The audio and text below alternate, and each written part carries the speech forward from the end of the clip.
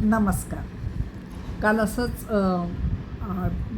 Mobile बघताना धारास life म्हणून जिचा एक हात अर्धा आहे आणि एका हाताला फक्त 2 बोटं आहेत. मला तिची कहाणी माहीत नाही की पण तिच्या 2-3 बघताना लक्षात आलं की पहिल्यांदा ती व्यवस्थित होती. कुठल्यातरी ॲक्सिडेंट वगैरे तिचे ते हात गेलेले आहेत आणि तिचा तो व्हिडिओ पाहिला. तो 6 साल बाद असं तिने त्याच्या हे दिलेलं आहे की त्याच्या आधी ती व्यवस्थित होती. त्याच्यावरून मला कळलं की आणि तेव्हा ती एकदम छान शॉपिंग वगैरे करायची आणि नंतर पहिल्यांदा जेव्हा हात गेल्यावर फक्त हे 2 बोटं आहेत तिला. त्या 2 बोटाने चाकू धरतानाच सुद्धा तिचा हात थरथरत होता आणि 6 वर्षानंतर जेव्हा तिने सगळ्या गोष्टीला हळूहळू प्रयत्न करत केलं, त्यावेळेला तिने ते सगळं चॉप केलेलं ते तिने दाखवलं आणि ती म्हणते मला चॉपिंग बोर्ड वगैरे सगळं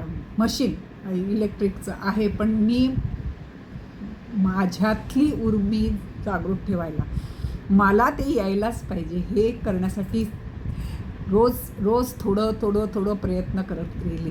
अर्धा कांदा कापूया, अर्धा हे करूया करत तिने 6 वर्षांनी स्वतःला सक्सेस केलं की सगळं तिने दाखवलं की तिने कांदा, गाजर सगळं तिने व्यवस्थित चॉपिंग केलं आणि ती व्हिडिओ पाहिली आणि मला खरंच मनापासून वाटलं की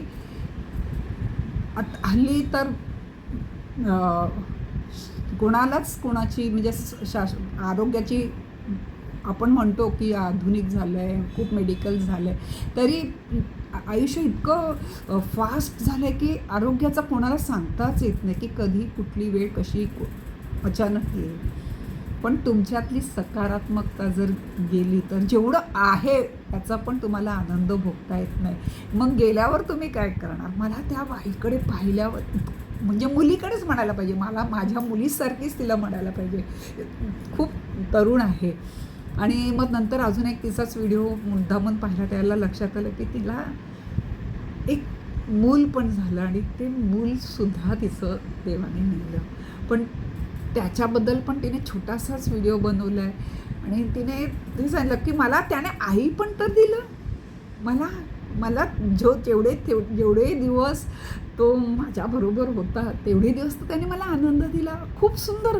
किती म्हणजे माणूस किती सकारात्मक असू शकतो. आज तिच्याकडे ती म्हणते माझ्याकडे मशीन आहे इलेक्ट्रिक चॉपिंगची, पण मी प्राधान्य हाताने चॉपिंग करायला देणार. मला तो जो सकारात्मकता आहे, स्वतःला सिद्ध करायचा, स्वतःला ॲक्टिव्ह ठेवायचा, सतत व्यस्त ठेवायचा, नको त्या गोष्टीमध्ये इन्व्हॉल्व करण्यापेक्षा आणि सतत सकारात्मक. आणि मी 2-3च व्हिडिओ तिचे पाहिले आणि मला खूप आनंद झाला. नेमका आज सकाळी मी एक फेसबुकमध्ये रुचिरा म्हणून फॉलो करते आणि त्याच्यामध्ये एक कथा महाभारतातली आलेली आहे की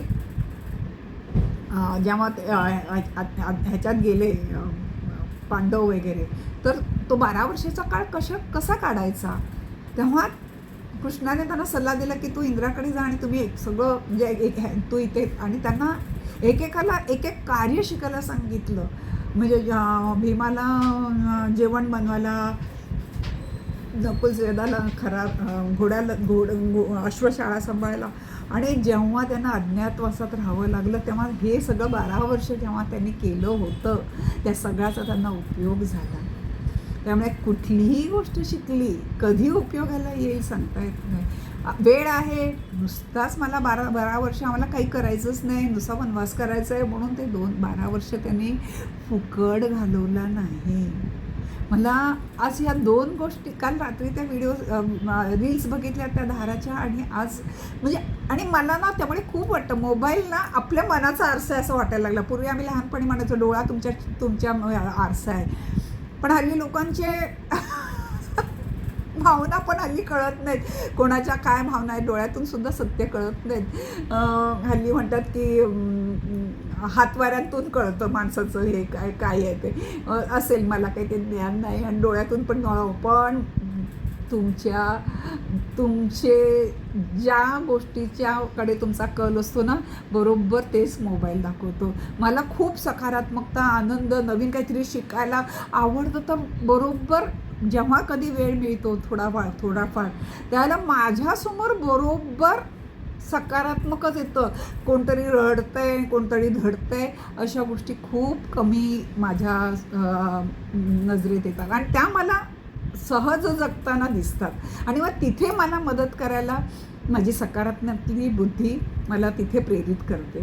कारण मी सतत बाकीचं नाही आणि सिरियलमध्ये तर मी कधीच अडकत नाही. त्यामुळे मी देवाला खूप आभार मानते की मला सिरियलमध्ये तू नाही अडकवलंस. माझ्या आयुष्यातला तो वेळ मी सकारात्मकतेमध्ये घालू शकते आणि संध्याकाळचा माझा 6 ते 7 लहान मुलांबरोबरचा सकाळचा माझा 7 ते 8 हा आमचा हास्य वर्गातला हे 2 तास मला खूप आयुष्य जगायला आनंद आणि शक्ती देतं. तर मला असं वाटतं की तुम्ही तुमच्या जीवनामध्ये जर सकारात्मकता विसरला असाल तर धाराचं मी घालते तिचा फोटो, बघा तिचा त्या ह्याला जोडा, बघा 2-3 क्लिप तरी तिच्या बघा आणि मग जाणवेल अरे तिचा तर एक हात अर्धा गेलेला आहे, एक हात नुसती 2 बोटं आहेत, त्याच्यावरती एवढी आनंदी राहू शकते, एवढं छान जगू शकतं. जगायला तुम्हाला तुमची सकारात्मकता खूप गरजेची आहे. देवाने खूप दिलेलं आहे त्याच्याबद्दल धन्यवाद द्यायला तुम्हाला तुमच्याकडे मनामध्ये तेवढे कृतज्ञता पाहिजे आणि तीच नसली तर मग आपल्याला सगळं जगातलं सगळ्या दुसऱ्यातलं पैगुण्यच दिसणार. कोणामध्ये नाही आहे, माझ्यामध्ये पण आहे, तुमच्यामध्ये पण आहे, पण ती तुम्ही काय बघाल हे तुमच्यावर आहे. तुम्ही चांगलं तुमच्या नजरेतच नुसतं वाईट बघणं असेल तर सगळीकडे वाईटच बघत जाणार, चांगलं तुम्हाला दिसणार नाही. आणि तुमच्या नजरेमधून चांगलं शोधायची असेल तर कचरेवाला सुद्धा कचरा शोधणारा सुद्धा त्या कचऱ्यातून त्याला हवी ती वस्तू घेऊन जातो आणि त्याच्यावर जीवन जगतो. तुम्ही टाकलेल्या सगळ्या कचऱ्यातून तो त्याचं जीवन जगतो. म्हणजे त्या टाकलेल्या वस्तूतून सुद्धा कोणतरी स्वतःचा संसार करत असतो. हे सत्यता आहे. असं मला व्यवस्थित मांडणी नाही करता आली, पण मला सकारात्मकता काय आहे हे सांगायचं आहे. तुम्ही माझं ऐकण्याबद्दल मी खूप आभारी आहे.